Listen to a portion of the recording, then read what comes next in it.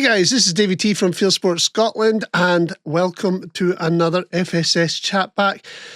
This was my weekly podcast up until Christmas, but now I'm winding it down. So happy New Year to everybody. I hope you all had a good Christmas and New Year. At my Christmas message, I did actually say to you why I wasn't going to be doing much videos over the Christmas period that had anything to do with optics or anything like that.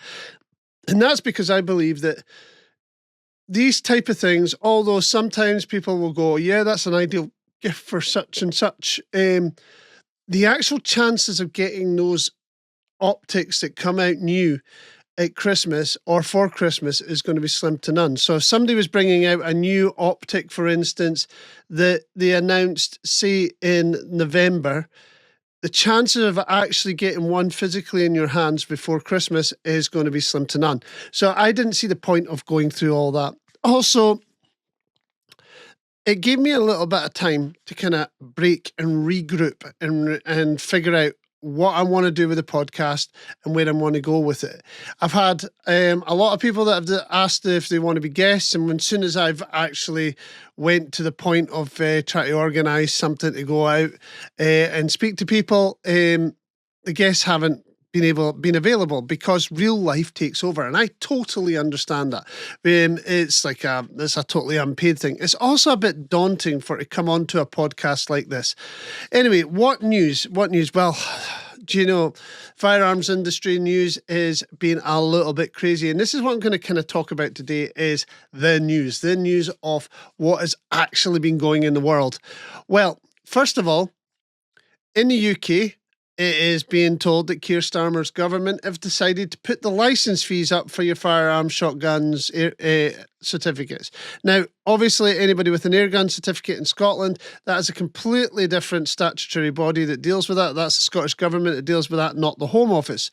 Now, yes, don't get me wrong, I agree with some changes in regards to pricing. There's a lot of effort that goes into it, but let's talk about firearms licensing as a whole. It hasn't just stopped at you going to the police, applying for your license, handing over your check or your renewal, and maybe getting a visit just to make sure everything is all up on board, especially like for those guys like myself who have had firearms certificates for many, many years.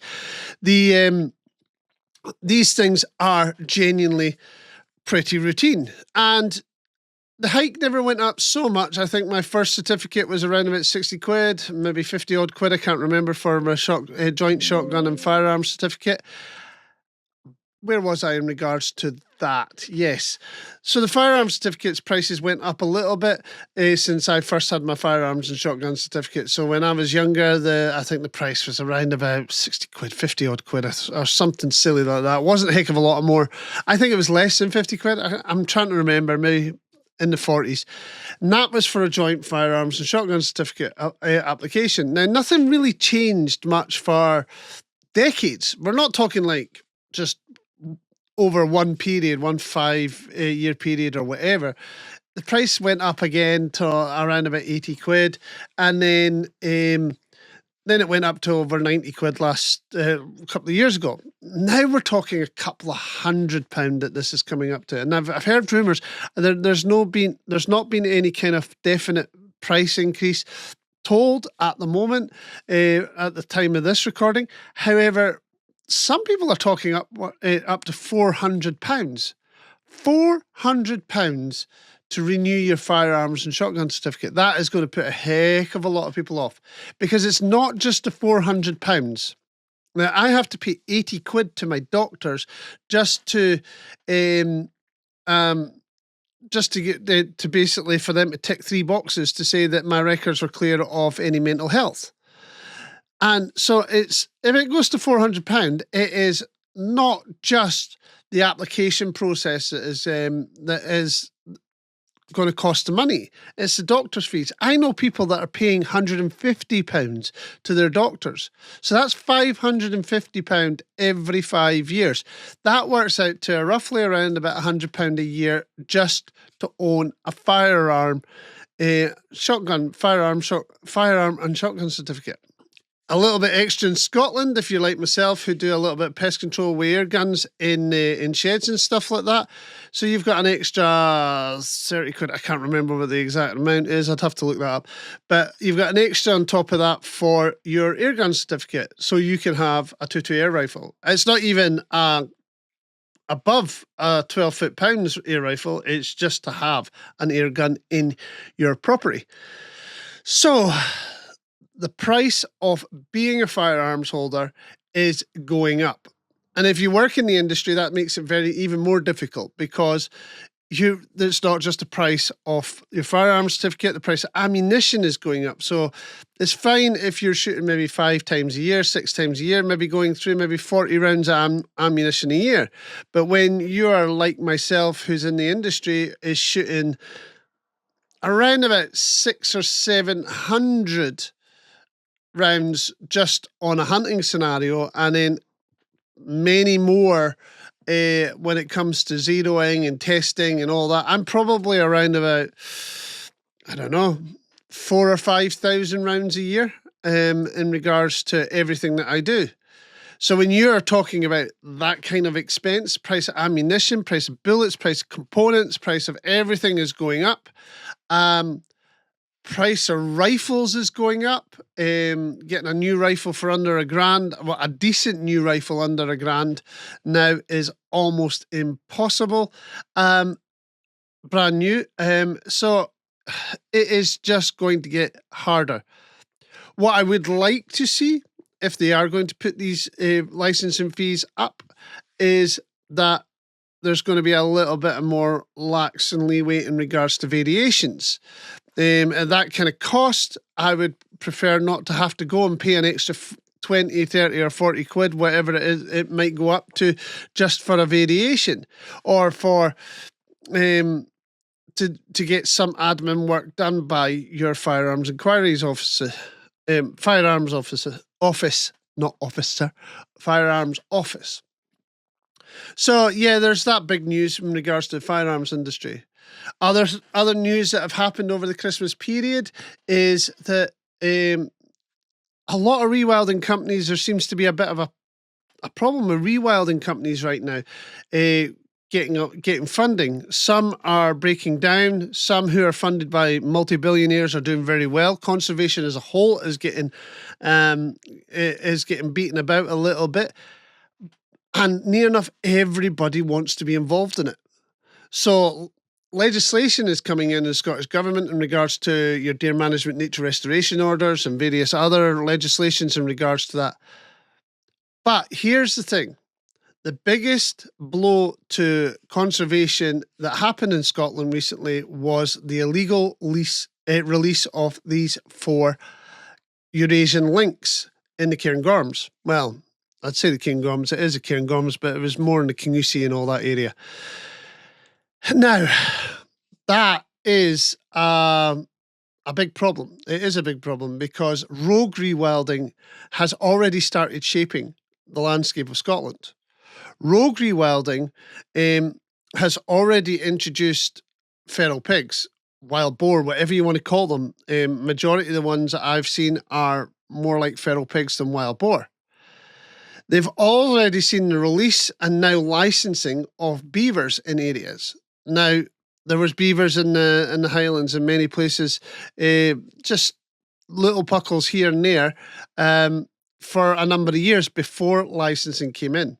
Now, that's forced rewilding. That is basically, that's rogue rewilding. That is putting a species back into the environment, integrating it back into its surroundings without proper legislation, and then forcing legislation to be passed because of that.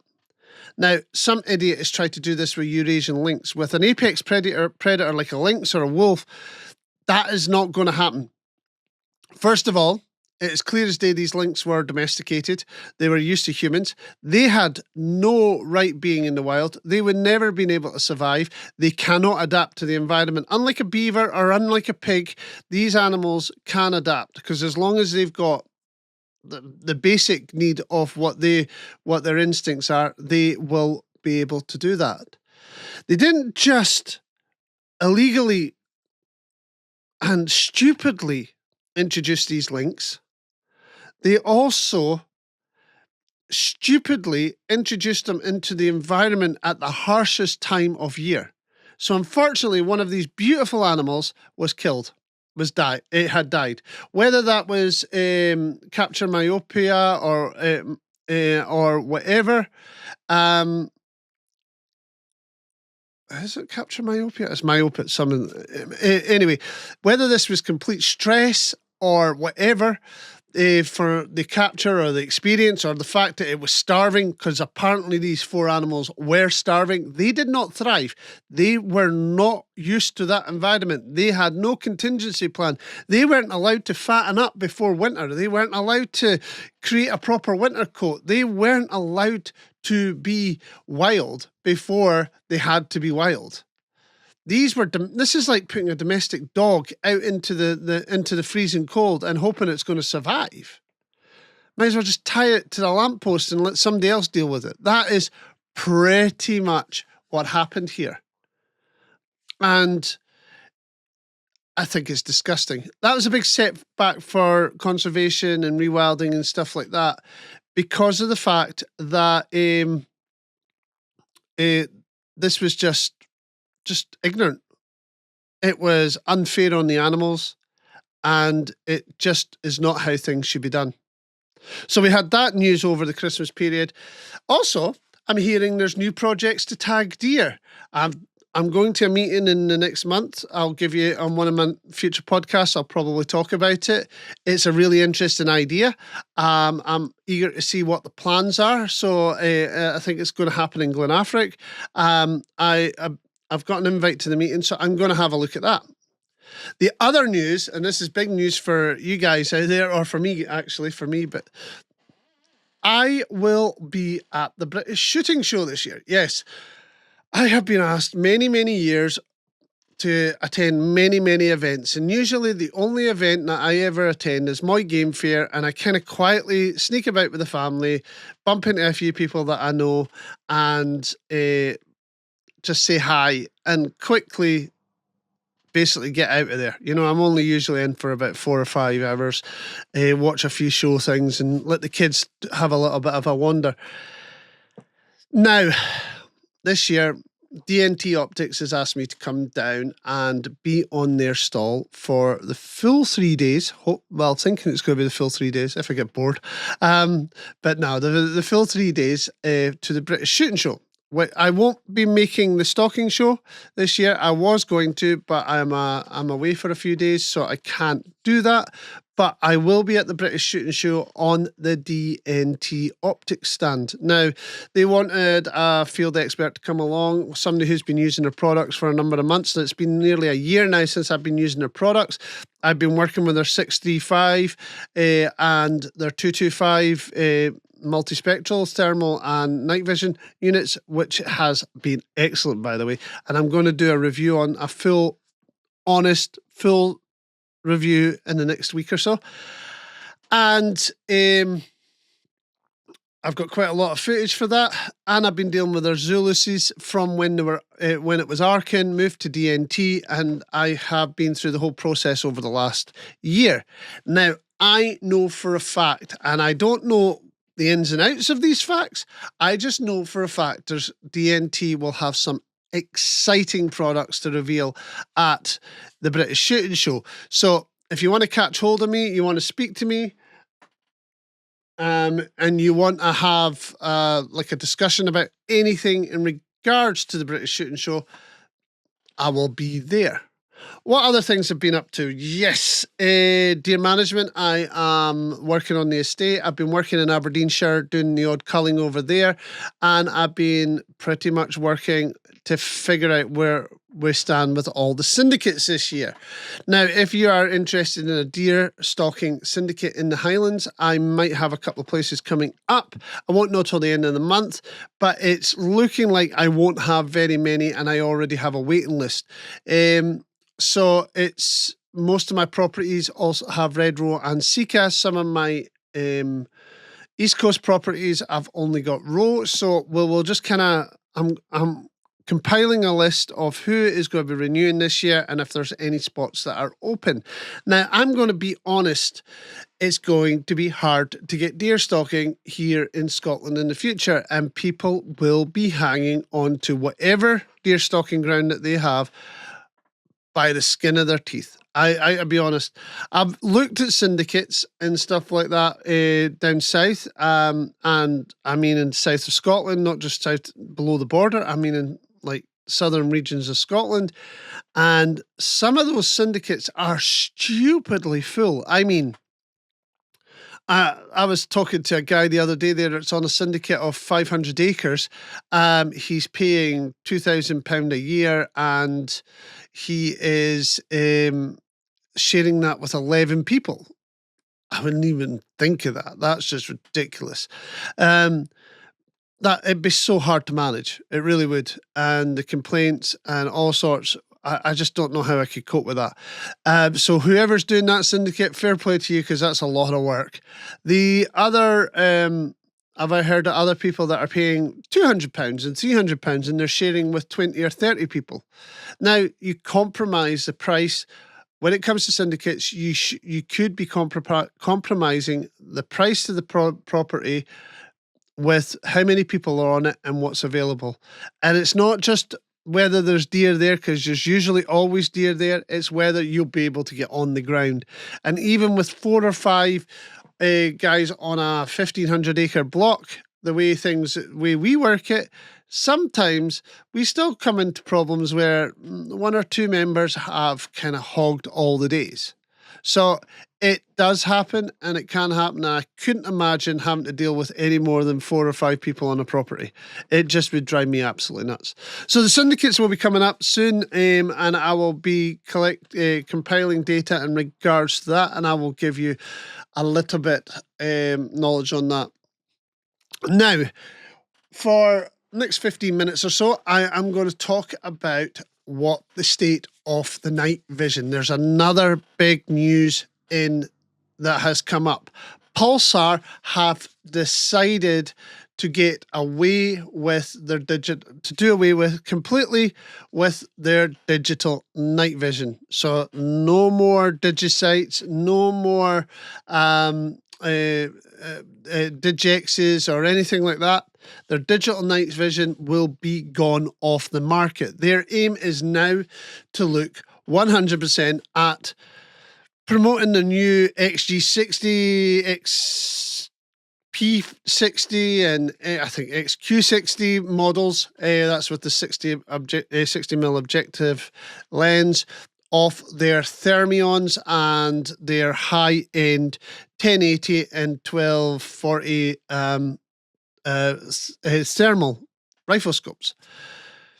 There's a problem with this. There is a big problem with this because digital night vision is not on its way out, and thermal cannot, and I mean 100%, even at that high end, that cannot replace digital night vision on certain scenarios. Yes, if you're shooting open fields with no cover, no issues whatsoever, then that is going to be no issue whatsoever. But if you are working with any kind of cover, long grass, even shooting through fences, things like that, you need the backup of the digital night vision. Because that is where you can actually see where your shots are. I have got lots of footage, and I will do a video on it. I have lots and lots of footage in regards to why you should not fully rely on thermal. Thermal bleed is a real thing. It's not just thermal bleed, is the fact that you are even on the high end stuff, you are picking up a heat source. A heat source that is radiated from that animal or whatever your target is. Now, what the thermal does not pick up is any small detail. Even on the high-end stuff, it will not pick up individual branches that can cause a deflection. It will not pick up fence lines. I've seen deer fences, even on high-end thermal, being completely invisible, and all you're seeing is the posts, because the posts are radiating heat, but the fence itself is radiating nothing. It's blending into the background. On the 635, I have footage of where and the good thing about that is multispectral, where if you flick from thermal to night vision, you cannot see a thing. But when you stick it back to thermal, you can see something. Now, I think this play on Pulsar is to develop their thermal side of things. How far they can develop that, I don't know. And to be honest, in some conditions, high-end thermal can struggle with high humidity and high heat problems. And I think in a way it's going to be detrimental to the business.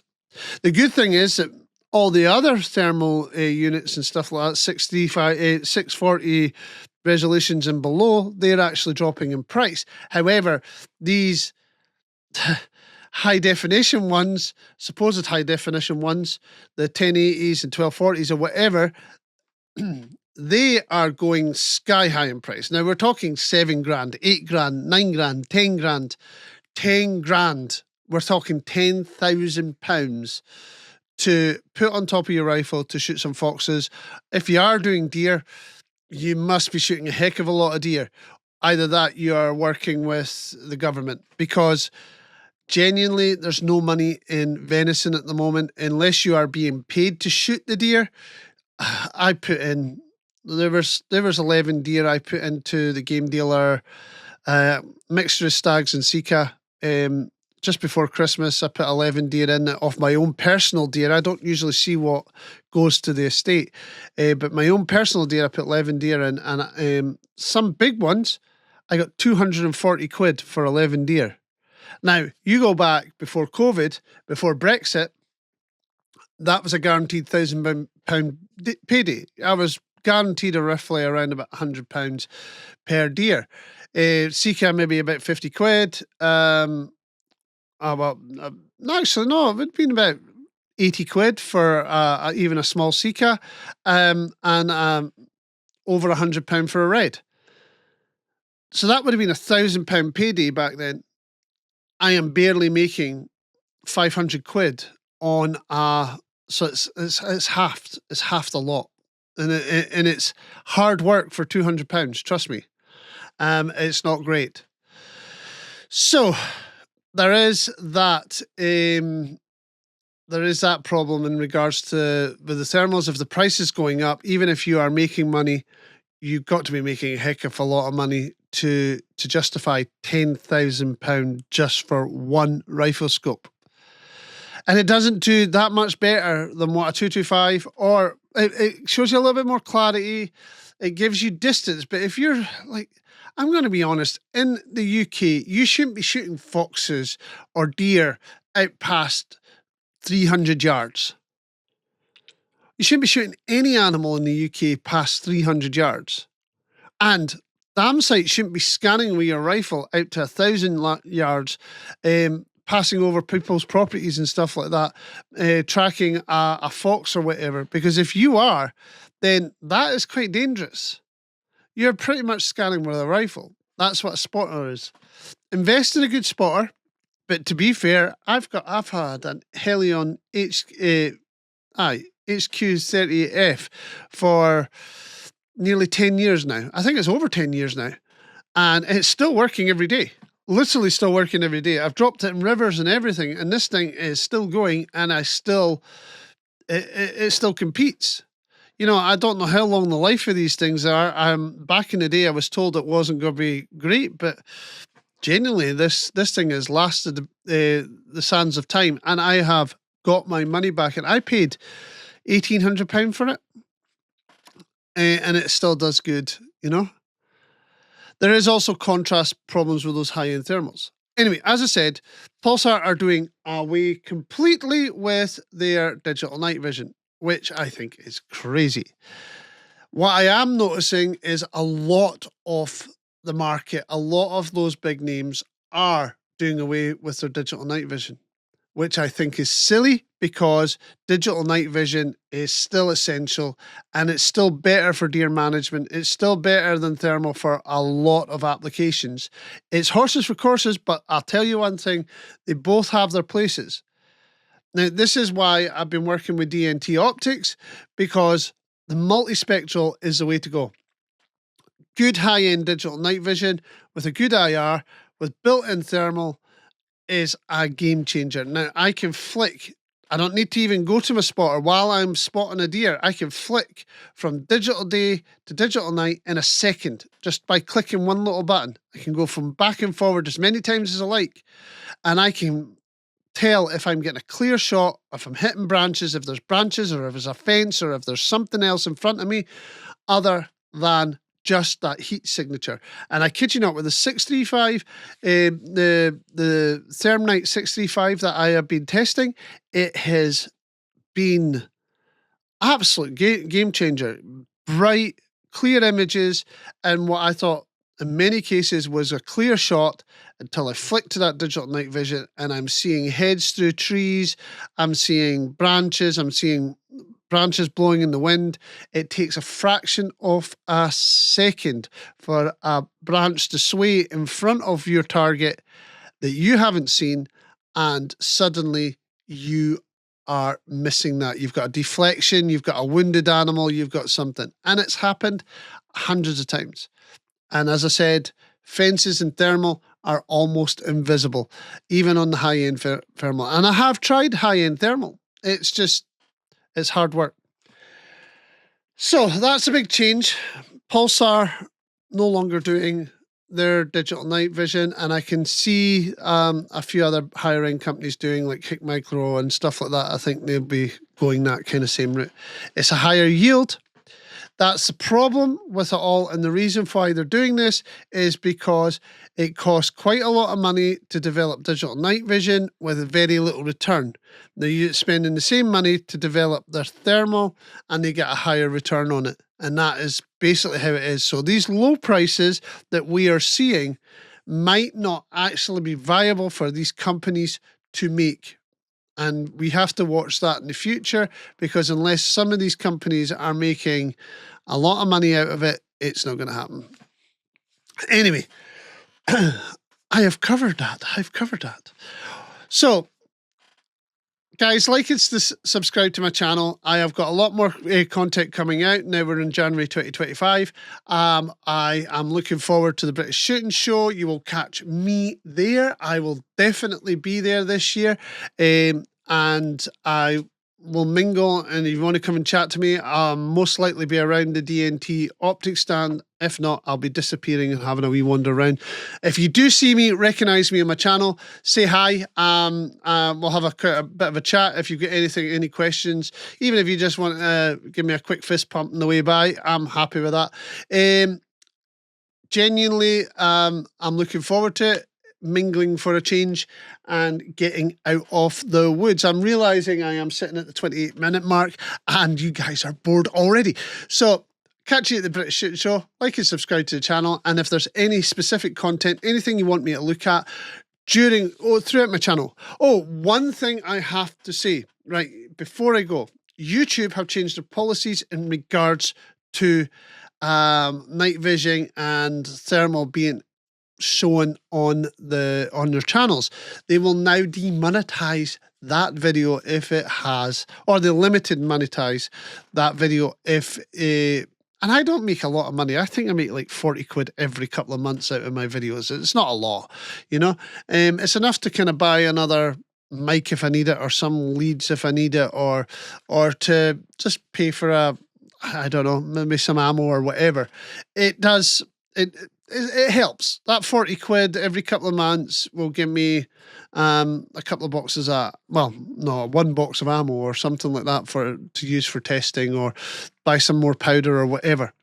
So, but YouTube have either demonetized or limited monetized any channel that use not the channel, the videos that use digital night vision or thermal imaging footage.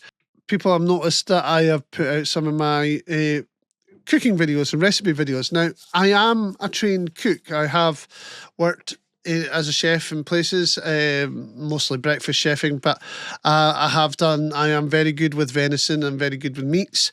It just comes naturally to me. And I do quite a lot of cooking. If anybody wants to see anything specific made, give me a shout. Anybody wants to see a recipe for rabbit, for instance, or what? If you like that footage, give me a shout. Hit me in the comments. Anything you want me to review, hit me in the comments. Right, that's me. I've blabbered enough. I've yabbered enough. Like and subscribe. Catch you again. Stay safe, and I'll see you at the British Shooting Show.